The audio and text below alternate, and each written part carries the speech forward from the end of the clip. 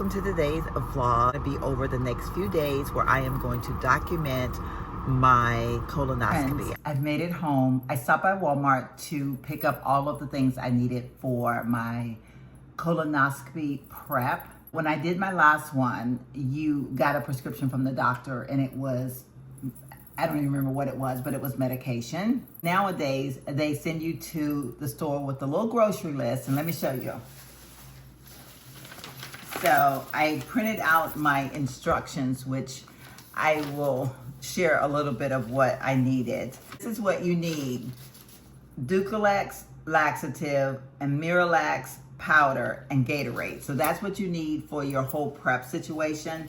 I give you the instructions, which we'll do that together tomorrow. They called me today to give me my appointment schedule, which is at 7:45 on Friday morning. Also give you a list of things of what you can eat. Well, not necessarily eat, but drink, because you're on a liquid diet. So starting at midnight tonight, I will be on a liquid diet. I got myself some bone broth, and then I got some beef collagen broth. You have to mix the Miralax with Gatorade, and I could not find the bigger bottles of Gatorade, so I was a little bit disappointed. So I ended up having to go over in size, and then I'm just gonna have to measure it out, I guess.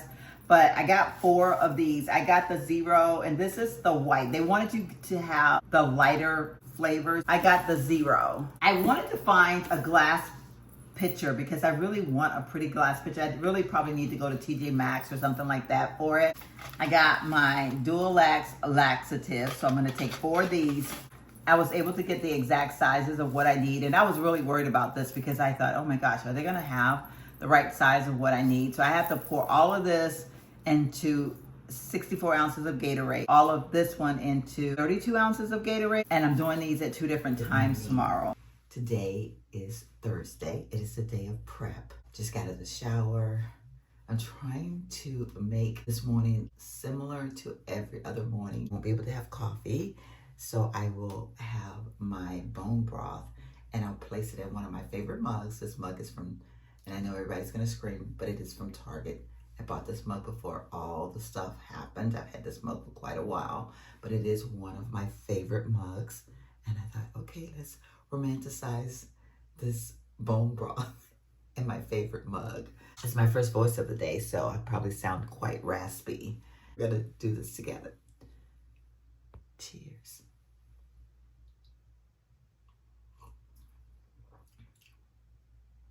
It's not hot enough.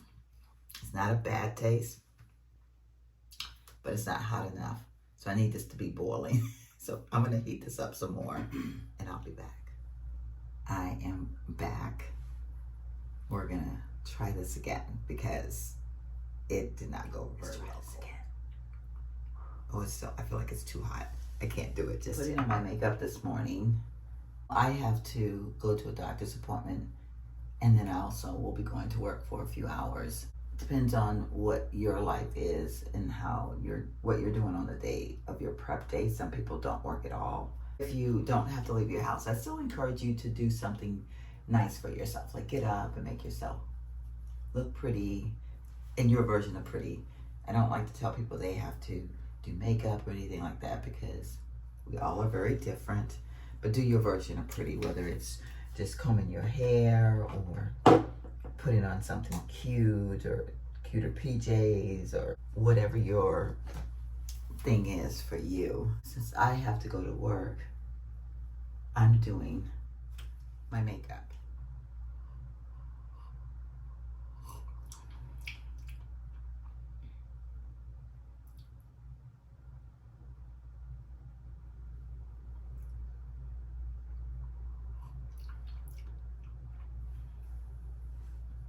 It's not bad, but it literally is so bland. So bland. I'm like, I just want to add a little something in there, but I'm not supposed to. I said, don't add any extra salt in the instructions, but this one has no salt in it at all. So I wonder if I could just put just a tiny bit of everything but the bagel seasoning in there. Think I can get away with it? Prepping here, we're prepping. When I check back in with you all, I'll be on my patio and we'll have a little fun out there. We're outside. I did end up putting a little bit of everything but the bagel seasoning in here.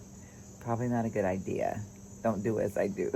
Do as the instructions say. It's just so bland.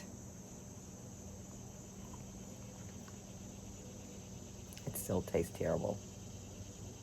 I don't know if I can do this. I put me a Mountain Dew in the freezer. We're gonna have a little Mountain Dew a little bit later.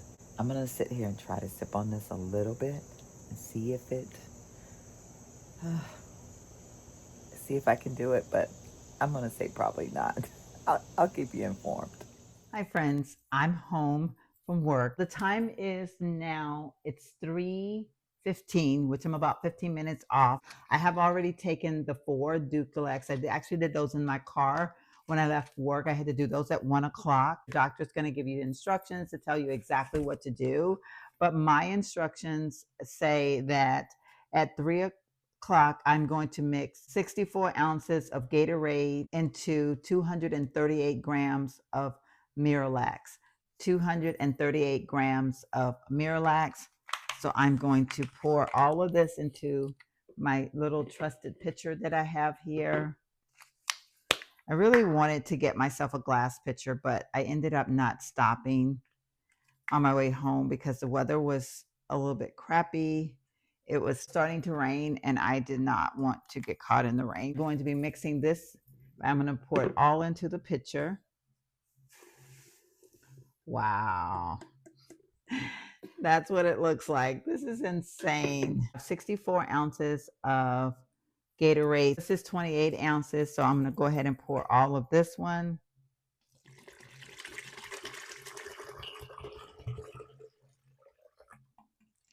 So that's 1. That's 2. Now I've got 56 ounces of Gatorade and I need 8 more ounces. Because I couldn't find the exact measurements, I just bought an extra bottle and that way I can mix it up accordingly. So this is 8 ounces. So this 56 plus the 8 is going to give me the 64. And then we're going to stir. I'm going to romanticize this a little bit by pouring it into a little wine glass to maybe kind of help me be able to handle it a little bit better.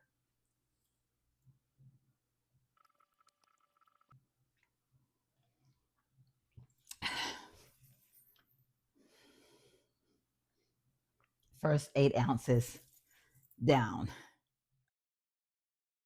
Because I started to feel very lethargic, not well at all, I decided to just not show my face and just say, hey, we're getting it done. Here's a little tip for you, as well as if you have a partner living with you at the time of doing your prep for your colonoscopy. The bathroom is going to be your best friend. Make it smell good. Make it a place that you want to be in. And also think about your partner that, hey, they may not want to be in there right after you either. At this point, I was really starting to feel bad. All I could do was just curl up on my chair, watch TV, and pray that this night would hurry up and end. We made it to the final stretch. This is the last bit of mixing that we'll have to do for tonight.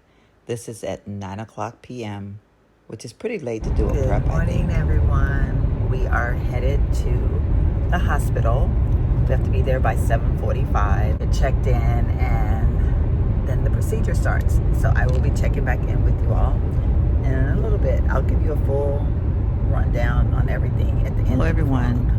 It is much, much later in the day. I'm not real sure what time it is. I have been asleep for pretty much most of the day. Hubby made me a nice brunch, which I enjoyed eating because, of course, I hadn't eaten in 24 hours and it tasted so good.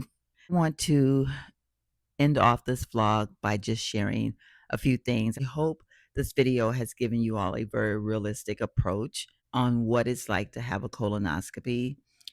I pride myself on being legit, being real, giving you all the raw me. Honestly, when I started out doing this video, I was thinking, I'm going to romanticize this thing. I'm going to do all these things leading up to it, and everything's going to be peachy. And I'm going to show my subscribers how great we can make this experience. While I will say I did do my best at that, but at one point I felt myself going downhill. Just to put it bluntly, right? Like just to put it on the table. There is no real romanticizing getting a colonoscopy. The prep is pretty much horrible. After taking the first drink, I started to feel myself, just started to feel sluggish, feeling a little bit drained, which I think I tend to do that with laxatives in general. Laxatives seem to make me feel a little lethargic most of the time, if I, especially if I taken in large dosage like that. TMI, but I have always had problems with going to the bathroom. So I've been on different things from different doctors, and so I've had those issues before. So I know that laxatives can really do a number on me. And I'm looking outside and it's about to cut up out there, y'all. We've been getting some crazy storms. It's about to cut up. Okay, getting back to the story. So yeah, so anyway, I knew that I was not going to be able to function properly, and I really didn't feel like talking. So I think I filmed the second dose, me mixing up the second dose, but I didn't want to show my face because I literally felt like at any moment I was going to regurgitate. I did my first one. And like I said, I mentioned to you all that there was a medication, like a medicated type of stuff that they gave you. That stuff did have a horrible taste. I ended up throwing up that night. Oh my, look outside. Wow. Which caused them to have problems when they did my colonoscopy the first time. So I was really wanting to concentrate on not throwing anything up. I will say though, the Gatorade is so much better than the stuff that they used to give you, but I think it's more in quantity. I can't remember. I wish I had my instructions for the from the first time I did it, but I think it was just so much drinking and I felt so full. While y'all see me drinking all the time, the reason why I carry my mug around is because I know I need lots of water and I want to drink lots of water, but I don't drink water all at one time. Like I'm a sipper, I'm a sipper, I'm a sipper. I get through it, but I sip it. But this you basically have to drink because you're doing this every 15 minutes. And I don't know if I made that clear. Do this every 15 minutes. So you drink 8 ounces every 15 minutes. Well, I had to drink it pretty fast because in order for me to do 15 minutes later, I needed to get it down. Your first dose starts at 3, second dose starts at 9. For the second dose to start at 9, I needed to be finished with the first dose and have some rest time. So I was literally really trying to concentrate on goggling it down. And the more I drank it, the more I was feeling very, very lethargic. I did not feel good at all, but I knew I needed to do it. And then I was also trying to concentrate on not throwing it up or regurgitating. That's the proper terms. Medically speaking, that is. Man, I'm telling you, I keep looking outside. It's about to get crazy out there. I hear my hubby has made it home from golfing. Hi, dear. I got back just in time. I was looking the last hole, and I told Jordan, "Let's get the hell out of here." He's like, I said, "No, we're leaving now." I know. Like I just woke up. I've been asleep all day, dear. I said, "Let's get out of here." I have the worst headache. The anesthesia. Like I'm just lethargic. Like I tried to walk in the kitchen and I was all like, I do? Huh? A lump on my head for real? Maybe you just have a big head. You the one with the big head. You're the one with the big head, dear, not me. Real life here, real life. But yeah. I'm sorry. I really don't feel well. So if I sound like I'm skipping parts or if I seem like I'm not all there, it's because I'm not.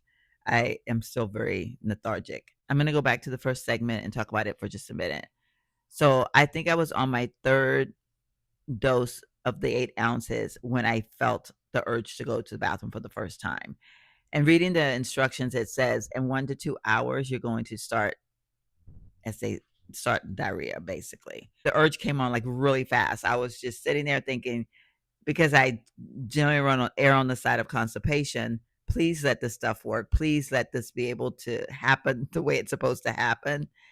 And literally, I remember feeling I need to go and I had to go. Like it was no, there was no waiting. I honestly feel like this method did work best for me. When I had my first colonoscopy, I didn't start going right away. It wasn't as quick as they had said that it should be. Once I started though, it was a nonstop, just like they say it should be. When I started on my second dose, which you don't start it till 9 o'clock, and my thought was, oh my God, 9 o'clock is my bedtime. How am I going to do this? But in all honesty, when I did the second dose, I really didn't go to the bathroom that much. I think I went 3 times after that. I know this is TMI, but if you're watching this, we're learning about a colonoscopy. Really towards the end of the first segment, you start to notice that you're passing just water. That second dose amplifies the fact that you're just passing water. When I got to the hospital today, they clarified all that. That is basically what the second dose is for, is to make sure that everything is out of you. So if you didn't go well enough on that first segment, then on that second segment, you might be still experiencing more diarrhea. I was able to go to bed and I woke up, I think around 4 o'clock in the morning. I went to the bathroom, was basically nothing. I just felt very lethargic. I felt weak and very drained because I was dehydrated, which I know in the paperwork they say you should drink water. And I'm thinking, how can I drink anything else? I did try to drink water, but I know I didn't drink as much as I probably should have because of the fact that I was having to drink so much liquid. And I really struggle with a lot of liquid, consuming a lot of liquid at one time. It really affects me in a bad way. Hospital experience was beautiful. Waited in the hospital room for quite a while before pulling me back. I think they said they had 30 patients that they were going to be working on today. The doctor was wonderful. He was very nice. The anesthesiologist was nice. I will say the experience going into the room was much different than my first experience.